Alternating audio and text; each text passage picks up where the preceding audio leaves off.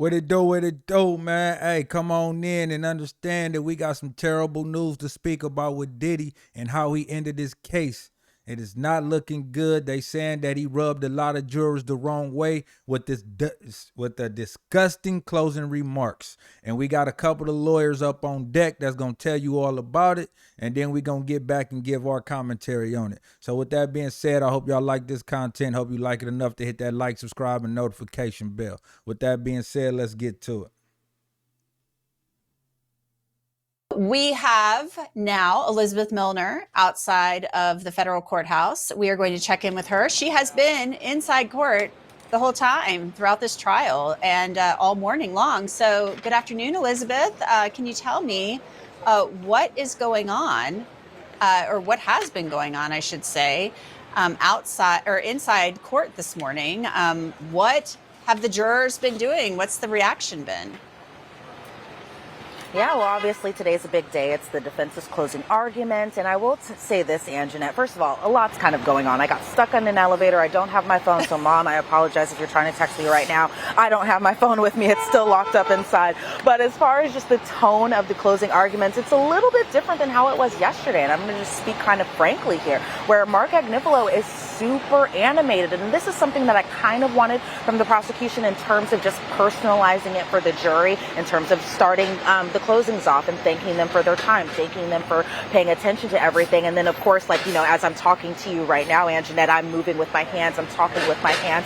It's something I normally do, and that's kind of the way and the tone that Mark Agnifilo is doing the closing arguments in the same fashion. He even isn't standing kind of right at the podium when he's giving his closing argument. He's really kind of going back and forth and back and forth. He's showing demonstratives, he's showing posters, he's showing text messages in the forms of paper, but obviously the jury is able to see it on their jury screens. But in terms of just the tone, from what I could see at the start of closing arguments today, was that the jury was paying close attention. I think when you personalize a summation for the jury, where you speak to them directly, you thank them for their time, you thank them for their civic service, that I think it really kind of resonates with them. So all eyes obviously were on Mark Agnifilo today. Now, there were points during Mark Agnifilo's summation that I think maybe he might have been losing the jury in terms of just how long it was going. But again, like I had said yesterday, you know, if people can binge watch television shows for hours on end, I don't think a 4-hour closing argument is really just, you know, the longest thing ever. But I think maybe as we were getting kind of towards the lunch break, I think a lot of people might have been a little hungry.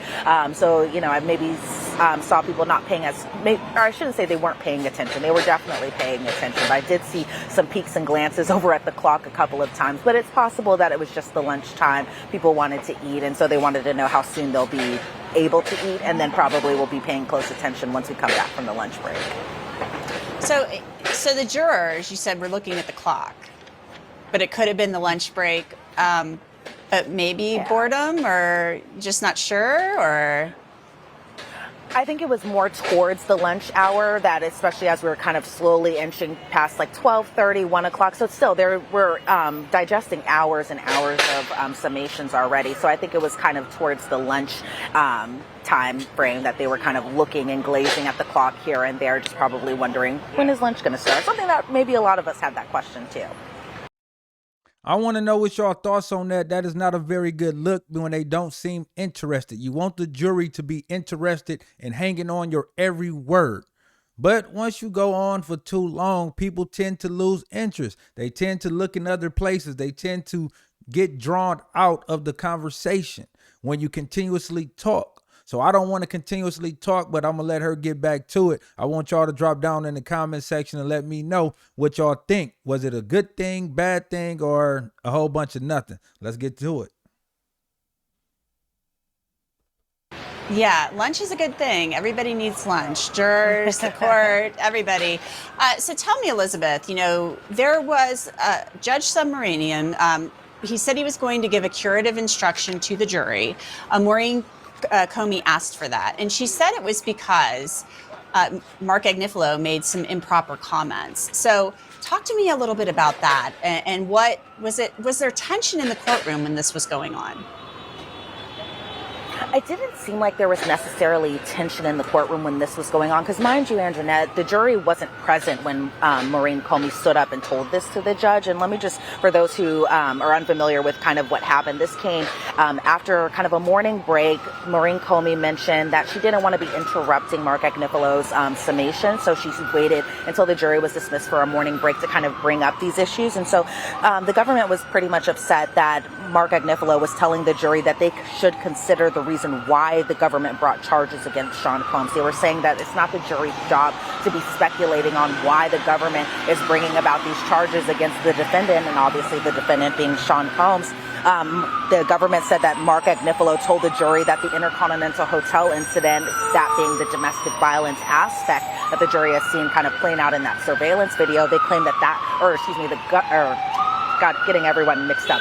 The defense was saying that was a misdemeanor charge, and then the government said that that's mischaracterizing everything. There's a lot of ambulances going on, so I'm hoping that everyone can kind of still hear me. It seems like there was a little commotion going on when I was exiting court today, but I just wanted to make sure the sirens weren't too distracting. But even in terms of just what Mark Agnifalo was saying to the jurors in respects to arson and kidnapping, I think the government wanted to make clear that Sean Combs isn't charged with arson and kidnapping, that instead it falls under the predicate acts under RICO, which a lot of people seem to be kind of confused about in general, even outside of the courtroom, where I think people think Diddy is charged with kidnapping and arson and forced labor, all of that stuff. But again, that is a predicate act that's laid out under the RICO charge. And of course, count one is racketeering conspiracy, aka RICO. And so Agnifalo kind of was, I think, a little disappointed by the government saying this, and then the judge kind of taking into consideration giving the jury this particular. I wanted to try to address that and try to help that out for people who might not know what she is basically saying. A lot of people is running around saying that they dropped charges on Diddy when they said that they didn't want to focus on them charges. Well, they never dropped the charges. They're wrapped up in a RICO, meaning there are overt acts. An overt act is basically a crime that happened under the RICO statute. That doesn't necessarily mean that you are charged with that crime. They're just using that crime to paint a picture to the jury as to why there is a RICO. Basically, they're saying that these two events happened and those two events coincide with an enterprise.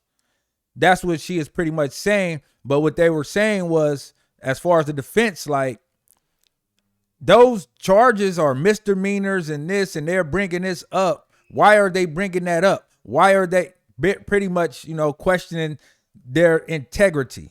That's why they had to say something about it. I just wanted to bring that to your attention, just in case y'all didn't know. And for those who did know, more power to you. Let's keep going.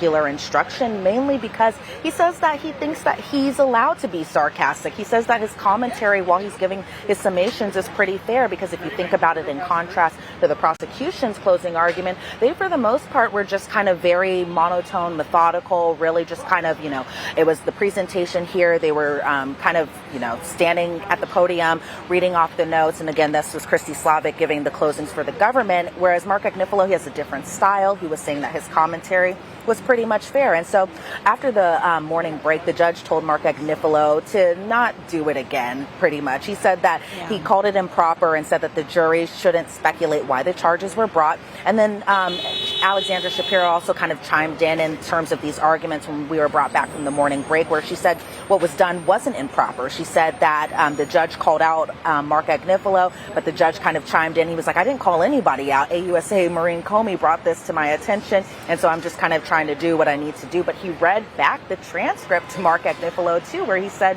look, you cannot be saying this. You cannot be having the jury kind of speculate on these types of things. And so Shapiro kind of, she clapped back a little bit, where she said Christy Slavic said that there were guns at freak-offs and implied that the government got the law wrong when it comes to drug distribution and all of that stuff. But in the end of the day, the judge ended up giving those special instructions once the jury was brought back after the morning break. And just so the viewers know, and kudos to you, Elizabeth, for making it through the sirens. I've been there. It's tough. It's tough. The government, wanted to get rid of the attempted arson, attempted kidnapping, just to streamline things. That's what they said they did. So I think there was just so much confusion about all of that when that letter came out. So let's just really quickly, and then we'll check in with Sierra. I wanted to ask you, What's Sean Combs doing during all of this as his attorney is kind of making his final pitch to the jury? Yeah, because everyone, these closing arguments are a big deal. It is the final message that both sides will be able to deliver to the jury before they get the jury instructions, before they eventually go back to that room and deliberate. And so from what I could see of Sean Combs, because Anjanette, it was a packed courtroom in there, just kind of like it was yesterday. And it was the same kind of thing today. A lot of eyes are on kind of both sides to see what do they have to say in their final message to the jury. So from what I could see of Sean Combs, he really had all eyes focused on Mark Agnifilo. I think, and that was the same for everybody who was sitting at the defense tables, is that they had all their eyes on Mark Agnifilo as he's giving these final summations. It wasn't like when the government was doing their closing argument yesterday where you could see Sean Combs passing off notes to his attorneys. From what I could see of him today, he wasn't really jotting much down, if he was even jotting anything down. He really was just focused on what his defense attorney, and high-profile defense attorney at that, really had to say in his final message to the jury. So all eyes definitely on Mark Agnifilo today. Yeah, definitely. Well, we will let you get back into court. Elizabeth, thank you so much, and go find that phone. Hopefully it's still where you left it.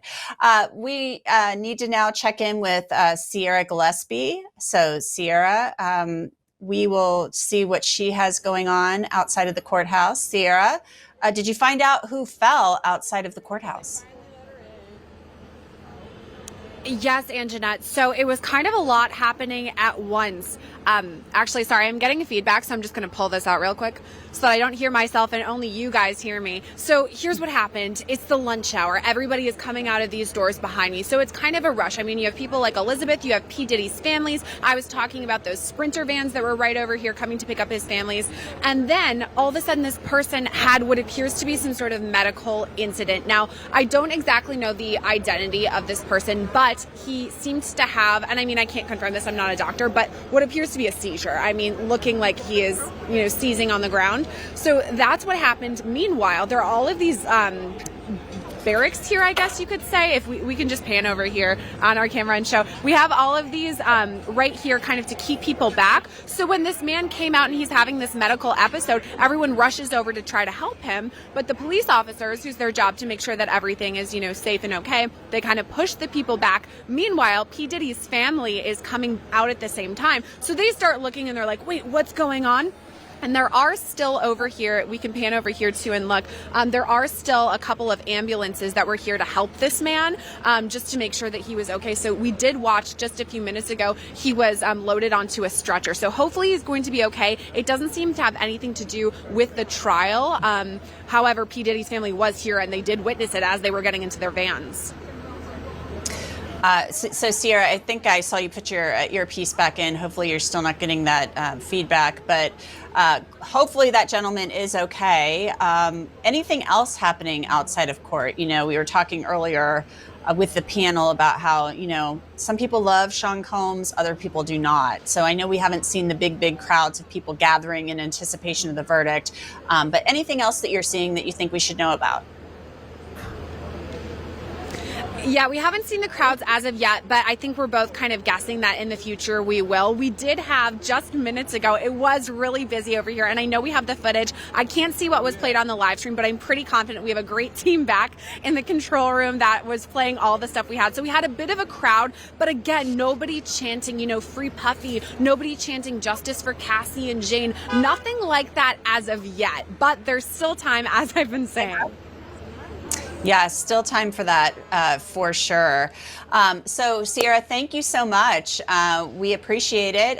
We are going to take a quick break, and after this break, Sierra will be taking over.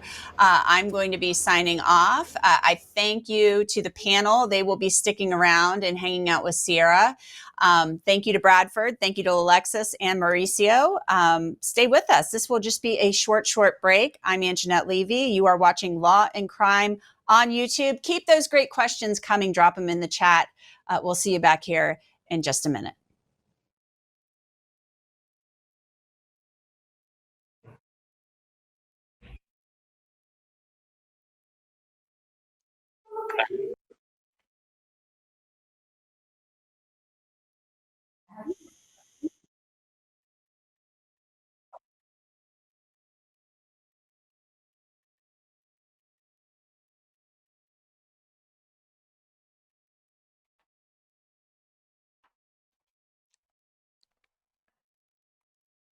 All right, man. So there you have it, man. Y'all let me know what y'all think, what y'all feel.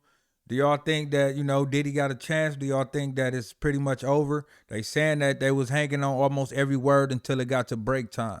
So y'all let me know what y'all think, man. But they saying that it's over for Diddy right about now, man. It's a lot of stuff going on. I'll be back for another video. I'm going to catch y'all on the next one. Stay blessed and prayed up. I'm out of here. Peace.